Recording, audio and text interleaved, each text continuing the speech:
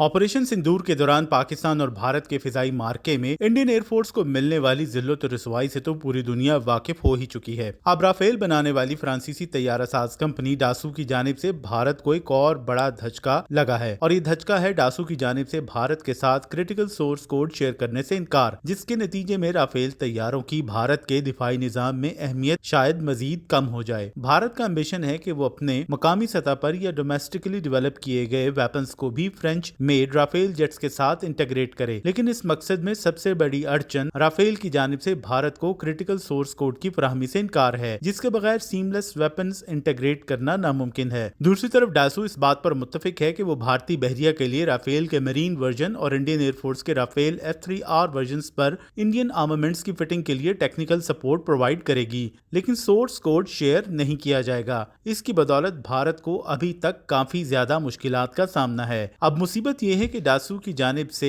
Source code share किए बगैर DRDO के तैयार करदा अस्त्रा बियॉन्ड विजुअल रेंज मिसाइल हों या एंटी रेडिएशन रॉडरम सीरीज समेत दीगर लोकल एवियोनिक्स, इन सब की राफेल के साथ इंटीग्रेशन नामुमकिन होती चली जा रही है, और यूं भारत राफेल को अपनी स्पेसिफिक ऑपरेशनल जरूरियात के लिए लोकल सतह पर कस्टमाइज नहीं कर पा रहा। डासू एविएशन के खदशात बिल्कुल जायज हैं, क्योंकि जाहिर है कि सोर्स कोड शेयर करने की सूरत में फ्रांसीसी साख्ता वेपन्स के लिए एक नया कॉम्पिटिटर मैदान में आ जाएगा। राफेल पर आमतौर पर यूरोपियन मिसाइल कंसोर्शियम MBDA के तैयार करदा MICA air to air missile नस्ब किए जाते हैं, जिनकी रेंज से कहीं ज्यादा आगे काम करने वाले भारत के मकामी मिसाइल्स हैं। जिसमें सबसे पहले बात करें अस्त्रा मिसाइल की, तो उसका मौजूदा MK1 वर्जन 110 किलोमीटर की रेंज रखता है, जबकि MK2 वर्जन की रेंज 160 किलोमीटर तक मुतवक्के है। और भारत का दावा है कि उसके तैयार करदा वेपन्स के अंदर यूनान भी दिलचस्पी ले रहा है, जो कि खुद भी राफेल ऑपरेट कर रहा है। तो यूं फ्रांस कभी नहीं चाहेगा कि उसके तैयार करदा तैयारों पर किसी और मुल्क के हथियार नस्ब किए जाएं। पाकिस्तान और भारत के दरमियान तनाव की सूरत हाल में भारत की जानिब से टेक्निकल आजादी या स्ट्रेटेजिक आजादी हासिल करने की ख्वाहिश को भी काफी बड़ा धचका लगा है। भारत समझता है कि राफेल का सोर्स कोड उसको खुद मुख्तारी फराहम करेगा।